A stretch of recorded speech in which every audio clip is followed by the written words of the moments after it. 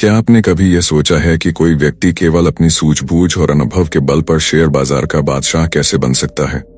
कैसे एक सामान्य बालक टेलीग्राम कार्यालय से अपनी यात्रा आरंभ करता है और एक दिन वॉल स्ट्रीट का सबसे चमत्कारी नाम बन जाता है। नमस्कार मित्रों, आपका स्वागत है पुस्तक reminiscences of a stock operator के माध्यम से। यह केवल एक व्यापारी की कहानी नहीं है, यह उस मानसिक संघर्ष, लालच, भय, सीख और आत्मज्ञान की यात्रा है जिसे हर निवेशक अपने भीतर अनुभव करता है। यह कथा है जेसी लिवरमोर की, एक ऐसे व्यक्ति की जिसने बाजार को न केवल समझा बल्कि उसे अपने नियमों पर चलाया। यदि आप भी जानना चाहते हैं कि बाजार की चालें कैसे समझी जाती हैं और आत्मविकास के रास्ते कैसे खोले जाते हैं, तो यह वीडियो आपके लिए अमूल्य रत्न साबित होगा। चलिए आरंभ करते हैं उस यात्रा से जो धन से कहीं अधिक अनुभव और बुद्धिमत्ता की धरोहर है। Reminiscences of a stock operator एक फिक्शनलाइज्ड बायोग्राफी है जेसी लिवरमोर के जीवन पर, जिसे एडविन लिफेवर ने लिखा है। यह किताब ट्रेडिंग की दुनिया के साइकोलॉजिकल और प्रैक्टिकल पहलुओं को बहुत गहराई से दिखती है। यहाँ 10 सबसे महत्वपूर्ण अध्याय या भाग दिए जा रहे हैं जो इस पुस्तक के सार को दर्शाते हैं। 1. बाल्यकाल से शुरुआत। व्यापार की पहली झलक जेसी एक चॉकबोर्ड बॉय के रूप में काम करता था। जहां से उसे प्राइस मूवमेंट्स की समझ आई, उसने बिना किसी प्रोफेशनल ट्रेनिंग के अपने इंट्यूशन से ट्रेडिंग सीखना शुरू किया। 2. बकेट शॉप्स का अनुभव। ये जगह थी जहां लोग स्पेकुलेशन करते थे बिना रियल शेयर्स खरीदे। जेसी ने यहां से अपनी साइकोलॉजिकल और पैटर्न रीडिंग स्किल्स विकसित की। 3. ओवर कॉन्फिडेंस और पहली हार। अपनी अर्ली सक्सेस के बाद जेसी ने ओवर कॉन्फिडेंस में गलतियां की। उसने समझा कि स्ट्रैटेजी से ज्यादा डिसिप्लिन जरूरी होता है। 4. न्यूयॉर्क स्टॉक एक्सचेंज की दुनिया जैसे NYSE गया, जहां बाजार की असली गंभीरता सामने आई। उसने देखा कि मार्केट मैनिपुलेटर्स और रूमर्स का क्या प्रभाव पड़ता है। 5. मार्केट मैनिपुलेशन और इनसाइडर से संघर्ष। जेसी ने देखा कि कैसे बड़े प्लेयर्स मार्केट को अपने फेवर में चाहते हैं। उसने सीखा कि टिप्स पर भरोसा करना विनाश का कारण हो सकता है। 6. स्टॉप लॉस और रिस्क मैनेजमेंट का महत्व। बिना स्टॉप लॉस के काफी बड़ा नुकसान हुआ। यह सबक था कि हमेशा अपने कैपिटल की रक्षा पहले करे। 7. पेशेंस और टाइमिंग की कला। जल्दबाजी में एंट्री लेना हमेशा नुकसानदायक होता है। There is a time to buy and a time to wait। ये मंत्र बन गया। 8. क्राउड साइकोलॉजी का प्रभाव। मार्केट लोगों के भयों और लालच से चलता है। जैसे नहीं समझा कि मेजोरिटी कभी सही नहीं होती। 9. अपने नियम बनाना और उन पर चले रहना। जैसी ने अपने ट्रेडिंग रूल्स बनाए और उनका पालन ही सफलता की कुंजी बना। डिसिप्लिन बिना स्ट्रेटेजी बेकार होती है। 10. गुरूर, गर्व और विनाश। अपनी सफलताएं देखकर जैसी ईगो में आ गया और बड़ा लॉस किया। एंड में उसने यह माना कि बाजार से लड़ना नहीं, यूं समझना और उसके साथ चलना चाहिए। अध्याय 1. बाल्यकाल से शुरुआत। व्यापार की पहली झलक बहुत समय पहले की बात है। एक छोटे से गांव में एक नन्हा लड़का रहता था जिसका नाम था जेसी। जेसी के पास न तो कोई बड़ी किताबें थीं, न कोई शिक्षक, लेकिन उसकी आंखों में था कुछ अलग देखने की ताकत, कुछ समझने की गहरी इच्छा।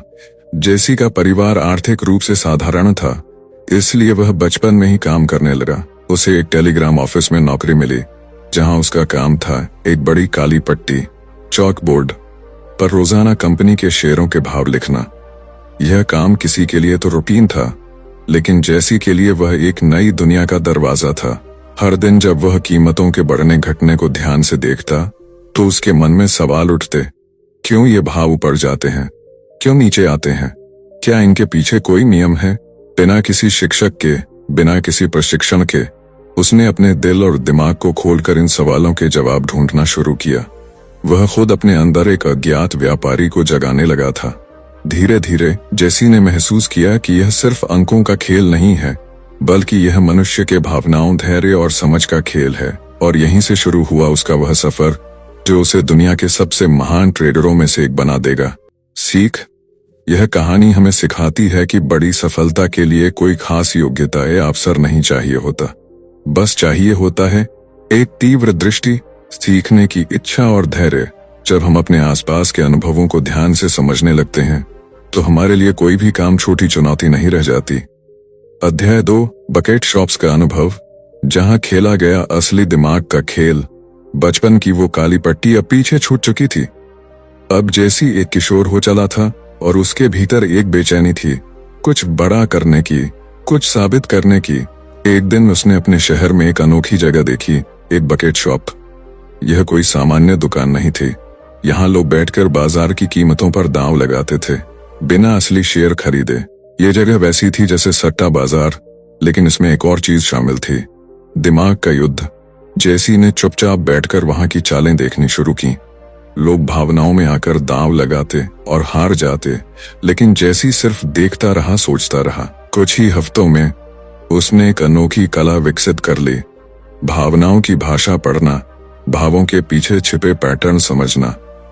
फिर एक दिन वह खुद उस बकेट शॉप में गया, अपनी जमा की गई थोड़ी सी रकम लेकर। लोगों ने मजाक उड़ाया, अरे ये लड़का क्या जाने बाजार के खेल।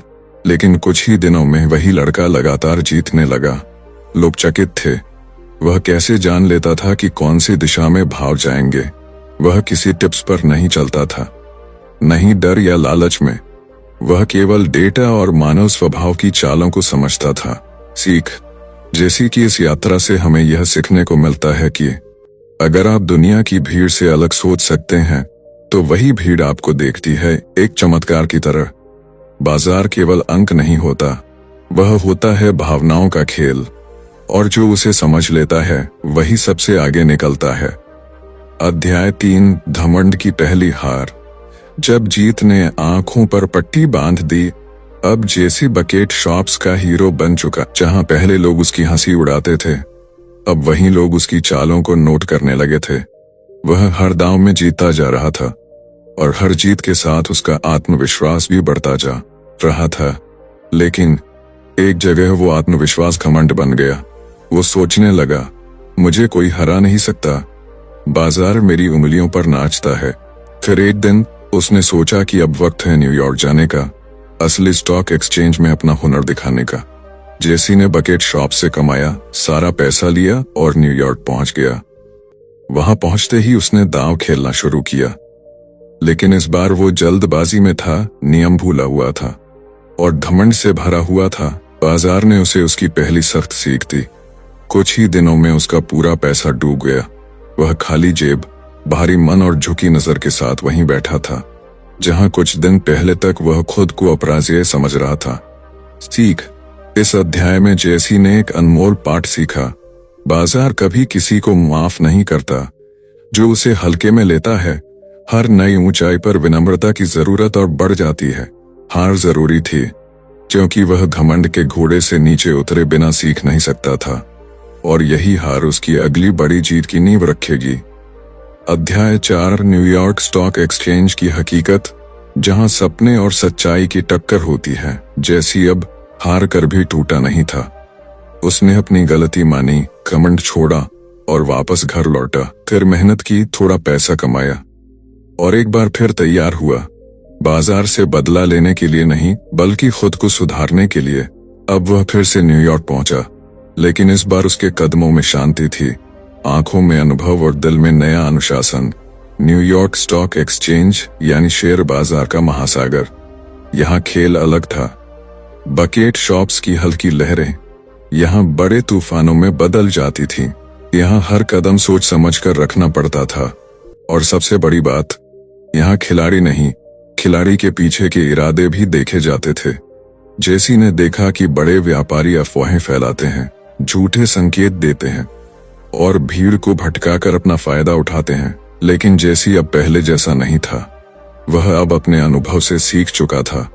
उसने इस युद्ध भूमि में धैर्य, अनुशासन और पैटर्न ज्ञान से एक एक चाल खेलनी शुरू की। धीरे धीरे वह फिर से सफल होने लगा। इस बार उसकी जीत गहरी थी, क्योंकि यह घमंड से नहीं, समझ और संयम से भरी थी। सीख। यह अध्याय हमें सिखाता है, सपनों का संसार तभी साकार होता है जब हम सच्चाई की जमीन पर खड़े रहकर आगे बढ़ते हैं। बाजार की असली ताकत पैसा नहीं, धैर्य, अनुशासन और मानसिक दृढ़ता होती है। अध्याय 5, टिप्स और अफवाहों का धोखा, जहां अंधविश्वास ने समझ पर पर्दा डाला। जैसी अब न्यूयॉर्क स्टॉक एक्सचेंज में पैठ बना चुका था। उसके सौदे सफल होने लगे थे, लेकिन मनुष्य का स्वभाव है, जब चीजें अच्छी चलती हैं तो हम बाहरी शॉर्टकट्स की ओर आकर्षित होने लगते हैं। एक दिन एक बड़े व्यापारी ने उसे कान में धीरे से कहा, एक शेयर है, अंदर की खबर है, कल उड़ जाएगा। जैसी चौंका, इतनी बड़ी बात, सीधी टिप, क्या ये सच हो सकता है? जेसी ने सोचा, मैं इतना समझदार हूँ, मैं जोखिम पहचान सकता हूँ। लेकिन इस बार उसने अपने विश्लेषण को छोड़कर उस टिप पर सौदा कर दिया। अगले दिन वो शेयर गिर गया, फिर गिरता गया। जेसी को भारी नुकसान हुआ। उसे समझ ही नहीं आया कि जिसने उसे खबर दी थी वही पहले से शेयर बेच चुका था। यह एक चाल थी, बाजार की सबसे पुरानी और सबसे खतरनाक।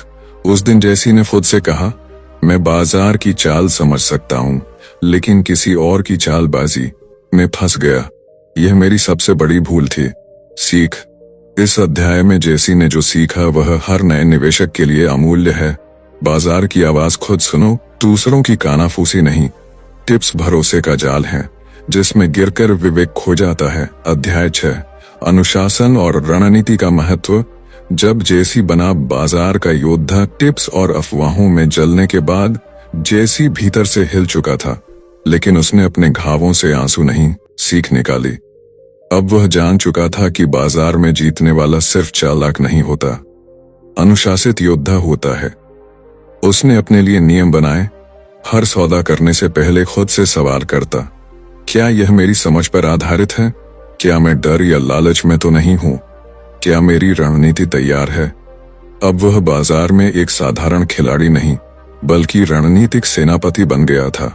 वह जान चुका था कि हर व्यापार एक युद्ध है और बिना रणनीति के उतरे तो हार निश्चित है। अब जैसी घंटों चार्ट्स को पढ़ता, पुराने पैटर्न खंगालता और केवल तभी सौदा करता जब सारी परिस्थितियां स्पष्ट होती। कई बार अच्छे मौके दिखे, लेकिन अगर नियम न कहते तो वह रुक जाता।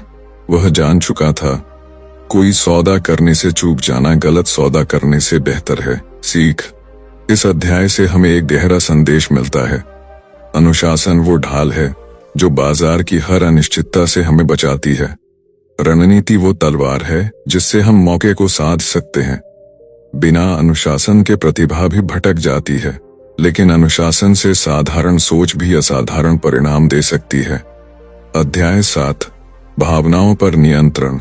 सबसे कठिन युद्ध अपने ही भीतर। अब जेसी सफल हो रहा था, उसके सौदे सटीक बैठ रहे थे, मुनाफा बढ़ रहा था। लेकिन एक दिन एक बड़ा सौदा करते समय उसकी आंखों में चमक आ गई, लालच की चमक। उसने अपने नियमों को तोड़ते हुए बड़ा दांव खेल दिया। अगर ये सौदा चल गया तो मैं करोड़पति बन जाऊंगा।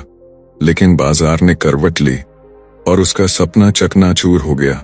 वो रात उसने अकेले बिताई। न हार का दुख सबसे ज्यादा था, न पैसों का, बल्कि खुद पर गुस्सा था कि उसने अपनी ही भावनाओं को खुद पर हावी होने दिया। उसने खुद से कहा, बाजार को मैं कभी नहीं हरा सकता अगर मैं खुद को नहीं हरा पाया। इसके बाद जेसी ने अपने जीवन में भावनात्मक अनुशासन लाने का संकल्प लिया। डर आए तो रुकना, लालच उठे तो सोचकर चलना, उत्साह बढ़े तो विनम्र रहना। अब वह अपने हर सौदे में मन की स्थिरता को सबसे ऊपर रखता था। सीख। इस अध्याय में जेसी ने सबसे मूल्यवान पाठ सीखा। बाजार की सबसे बड़ी जंग बाहरी नहीं, अंदर की होती है। जो अपने डर, लालच और घमंड पर विजय पाले वही सच्चा विजेता होता है। अध्याय 8, बड़ी गलतियां और उनसे मिली सीखें। जहां हर चोट ने बनाया एक नए जेसी को। अब तक जेसी ने अनुशासन, रणनीति और आत्मनियंत्रण की नींव पर अपने व्यापार को खड़ा कर लिया था। लेकिन बाजार एक शिक्षक है जो कभी भी परीक्षा ले सकता है, और वो भी बिना चेतावनी। एक बार उसने एक ऐसा सौदा किया जिसमें सभी गणनाएं उसके पक्ष में थीं। उसने अपनी पूरी पूंजी झोंक दी, लेकिन एक अप्रत्याशित समाचार ने बाजार की दिशा पलट दी और जेसी ने फिर से सब कुछ खो दिया। इस बार वह टूट सा गया। उसने सोचा, मैंने तो सारे नियम माने, फिर भी क्यों हारा? तभी उसे एहसास हुआ, गलती न करने का मतलब यह नहीं कि नुकसान नहीं होगा, लेकिन हर नुकसान में एक पाठ छिपा होता है, यदि हम उसे समझ पाएं। उसने अपनी पिछली सभी गलतियों को एक डायरी में लिखा। जल्दबाजी में लिया गया फैसला, दूसरों की बातों में आकर किया गया निवेश, एक ही शेयर पर पूरा दांव लगाना, नुकसान होने पर उसे स्वीकार न करना। अब हर बार व्यापार करने से पहले वह अपनी डायरी पढ़ता ताकि वह भूले नहीं वह कहाँ और क्यों गिरा था। सीख, इस अध्याय से हमें यह प्रेरणा मिलती है, सफलता गलतियों से भागने में नहीं, उनसे सीख कर आगे बढ़ने में है। हर हार, हर चोट एक संदेश होती है, अब और बेहतर बनने का समय है। अध्याय 9, अपने निर्णयों पर विश्वास। जब जेसी ने सीखा सबसे बड़ी ताकत है आत्मविश्वास, जेसी अब एक अनुभवी व्यापारी बन चुका था। उसका विश्लेषण गहरा हो गया था, लेकिन अब भी वह कभी कभी दूसरों की राय से प्रभावित हो जाता था। एक बार उसने एक शेयर पर महीनों रिसर्च की, उसे पूरा विश्वास था कि वह शेयर ऊपर जाएगा। उसने सौदा किया, लेकिन उसी समय बाजार के एक बड़े विशेषज्ञ ने सार्वजनिक रूप से कहा, यह शेयर जल्द ही गिरने वाला है। सभी घबरा गए, जेसी भी थोड़ा हिला। क्या मैं गलत हूं? क्या मुझे सौदा वापस लेना चाहिए? लेकिन फिर उसे अपनी पिछली डायरी की एक पंक्ति याद आई, जब तुमने हर पहलू सोचकर निर्णय लिया है तो दूसरों की आवाजों में अपना विश्वास मत डुबो देना। उसने अपना सौदा बरकरार रखा। कई दिन तक शेयर नीचे गया, लोग उसका मजाक उड़ाने लगे, लेकिन जेसी डटा रहा। कुछ हफ्तों बाद वही शेयर तेजी से ऊपर चढ़ा, ठीक वैसा ही जैसा उसने अनुमान लगाया था। इस बार जेसी ने सिर्फ पैसा नहीं कमाया, उसने खुद पर विश्वास जीत लिया। सीख, इस अध्याय से हमें यह अनमोल प्रेरणा मिलती है, जो व्यक्ति खुद के विवेक पर चलना सीख लेता है वो भीड़ से अलग नहीं, ऊंचा उठता है। बाजार में सफल होने के लिए जरूरी है बाहरी शोर से ज्यादा अपनी आंतरिक आवाज सुनना। अध्याय 10, सफलता और संतुलन का रास्ता। जब जेसी ने जाना दौड़ना ही नहीं, थमना भी जरूरी है। सालों की मेहनत, अनगिनत गलतियां और हजारों उतार चढ़ावों के बाद अब जेसी लिवरमोर वो नाम बन चुका था जिसे वॉल स्ट्रीट का राजा कहा जाने लगा। उसके पास सब कुछ था, नाम, पैसा, पहचान, लेकिन एक दिन उसने खुद से पूछा, क्या मैं खुश हूं? क्या मैं संतुलित जीवन जी रहा हूं? वह सोच में पड़ गया। सफलता की दौड़ में उसने कई रिश्ते पीछे छोड़ दिए थे, स्वास्थ्य की चिंता नहीं की, मानसिक शांति को नजरअंदाज किया। तभी उसने निर्णय लिया, अब वह केवल वही व्यापार करेगा जिसमें स्पष्टता और संयम हो। वह गति नहीं, गहराई पर ध्यान देगा। और सबसे जरूरी, वह अपने जीवन को अब व्यापार से ऊपर रखेगा। सीख, प्रिय दर्शकों, reminiscences of a stock operator कोई साधारण किताब नहीं, यह एक जीवंत दर्पण है जो हमें खुद से मिलाता है। जेसी की कहानी हमें सिखाती है, ऐसा जरूरी है लेकिन अनुशासन उससे भी ज्यादा। जानकारी अहम है लेकिन आत्मविश्वास उससे भी बड़ा। और सबसे बढ़कर, अगर जीवन में संतुलन नहीं है तो सबसे ऊंचा मुकाम भी अधूरा लगता है। तो इस वीडियो की अंतिम सीख यही है, बाजार को जीतने से पहले खुद को समझिए और सफलता से पहले संतुलन सीखिए। तो दोस्तों, जेसी लिवरमोर की ये कहानी केवल शेयर बाजार की नहीं बल्कि जीवन की भी है। हम सब अपने अपने जीवन के स्टॉक ऑपरेटर हैं, कभी फायदे में, कभी नुकसान में, कभी भरोसे के साथ तो कभी भावनाओं से लड़ते हुए। अगर आपको आज की ये कहानी पसंद आई हो तो वीडियो को लाइक करें, शेयर करें। हर रोज हम लाते हैं ऐसी ही सच्ची कहानियां जो सिर्फ ज्ञान नहीं देती, जीवन को दिशा देती हैं। याद रखिए, अगर आप खुद पर निवेश करना सीख गए तो दुनिया की कोई ताकत आपको हरा नहीं सकती। फिर मिलेंगे एक नई किताब, एक नई सीख के साथ। तब तक के लिए खुद पर विश्वास रखिए और बढ़ते रहिए। धन्यवाद।